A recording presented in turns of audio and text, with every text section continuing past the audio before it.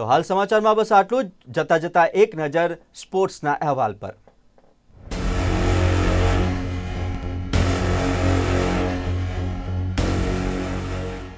ભારત અને બાંગ્લાદેશ વચ્ચે ચેમ્પિયન્સ ટ્રોફીની પ્રથમ મેચ ગુરુવારે દુબઈ ખાતે રમાશે. રોહિત શર્માની ટીમના બેટર્સ જોરદાર છે, પણ બોલિંગમાં બુમરાહની ખોટ પડી શકે છે. દુબઈની ધીમી વિકેટો પર સ્પિનર્સનો મહત્વનો રોલ હોઈ શકે છે. તો કેપ્ટન સાંતોનોની બાંગ્લાદેશની ટીમ પણ મજબૂત છે અને ભારત માટે મુશ્કેલીઓ ઊભી કરી શકે તેમ છે. તો ભારતના પ્લેયર્સની વાત કરીએ તો રોહિત, વિરાટ, ગિલ અને રાહુલ ફોર્મમાં હોય તો મોટો સ્કોર થવાની શક્યતાઓ ઊભી થઈ શકે છે.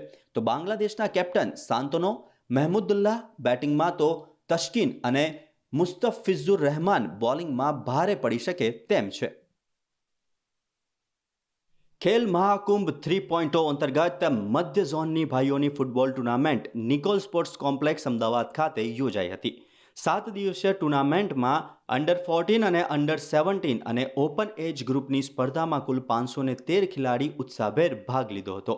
અંડર 14 એજ ગ્રુપમાં પ્રથમ સ્થાને અમદાવાદ ગ્રામ્ય અને દ્વિતીય સ્થાને પાટણની ટીમો વિજેતા થઈ હતી. તો અંડર 17 એજ ગ્રુપમાં પ્રથમ સ્થાને અરવલ્લીની ટીમ અને દ્વિતીય સ્થાને અમદાવાદ ગ્રામ્યની ટીમ તથા ઓપન એજ ગ્રુપમાં પ્રથમ સ્થાને અમદાવાદ ગ્રામ્ય અને દ્વિતીય સ્થાને ગાંધીનગર ગ્રામ્યની ટીમો વિજેતા બની હતી.